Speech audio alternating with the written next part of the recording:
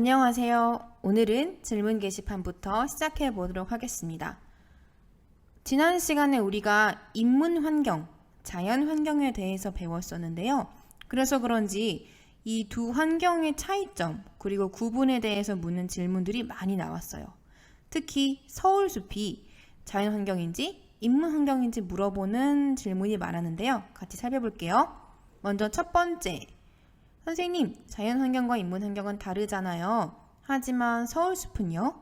서울숲은 사람이 만들었긴 하지만 나무와 꽃, 풀처럼 처음에 있었던 자연환경도 남아있잖아요. 그럼 자연환경이에요? 인문환경이에요? 와, 정말 논리적인 추측입니다. 그쵸? 서울숲은 사람이 만들었지만 원래 그대로 있었던 나무, 꽃, 풀이 남아있었다. 라는 이 친구의 추측이 있었죠. 그러면 계속 읽어볼게요. 두 번째 질문은 비슷한 질문인데요. 서울숲과 한강은 인문환경인가요? 자연환경인가요? 서울숲과 한강 모두 사람들이 공원을 만들어 이용하고 있어서 어디에 들어가는 건지 궁금합니다. 그래서 옆에 지나가던 친구가 이런 댓글을 달기도 했어요. 인문환경 같아요.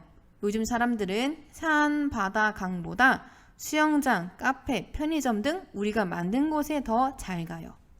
물론 우리 집도 학교도 인문환경이에요. 코로나 때문에 요즘 그런 곳은 못 가요. 회사도 인문환경이에요. 서울숲도요. 자, 선생님이 여러분의 질문의 내용과 여러분이 다양하게 남긴 댓글을 보면서 와, 여러분이 자연환경, 인문환경에 대해서 정확하게 개념을 알고 있구나라는 생각이 들었어요. 함께 정리를 해보면서 생각해 볼게요. 먼저 인문환경은 사람들이 자연을 가지고 만들어낸 환경이에요. 그래서 원래 있던 모습이 아니라 사람들이 있던 자연을 가지고 인위적으로, 인공적으로 만들어낸 환경들을 모두 인문환경이라고 합니다.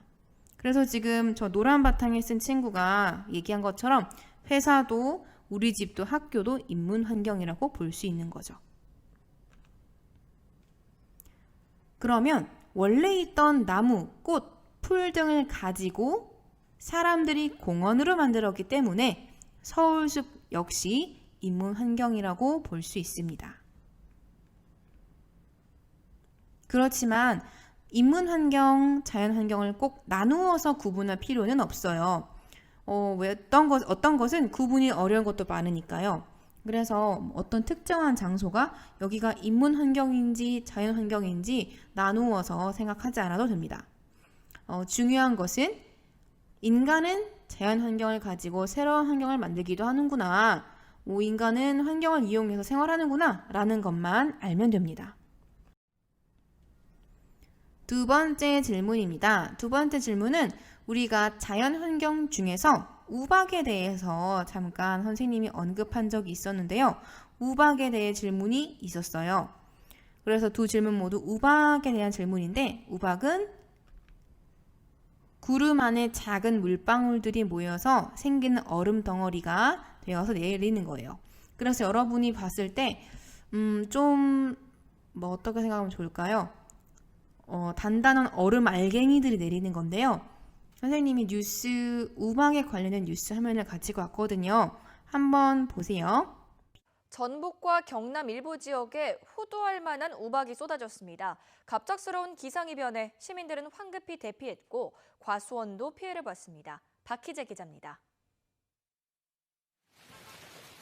한방눈 같은 우박이 도로를 뒤덮었습니다. 검정 아스팔트 바닥이 하얗게 보일 정도입니다. 푸른 잔디밭 위에도 얼음 덩어리가 켜켜이 쌓였고 주차된 차량도 쏟아지는 우박을 피하지 못했습니다. 내 차 어떻게 해? 호두알 만한 크기의 우박도 엄지 손톱만한 크기의 우박도 하늘에서 쏟아져 내렸습니다. 이런 우박은 처음이야. 때 아닌 우박에 농가는 적지 않은 피해를 봤습니다. 우박이 내려요, 우박. 올해 농사 너무 망쳤습니다. 과일은 울긋불긋 생채기가 났고 물에 익던 사과는 반점으로 물들었습니다. 사과가 지금 팽자만 하거든요. 거기에 우박이 한 3-4개씩은 맞은 것 같아요. 이제 상처 자국이 나잖아요, 이렇게. 그리고 이파리가 다 이제 이렇게 구멍이 났기 때문에. 자, 뉴스에서 본 것처럼 우박이 호두할 만한 것도 있고 포도할 만한 것도 있고 하죠.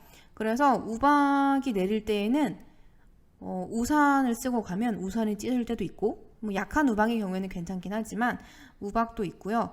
그리고 방금 뉴스에서 봤던 것처럼 우박 때문에 농사를 지으시는 분들이 피해를 입기도 합니다.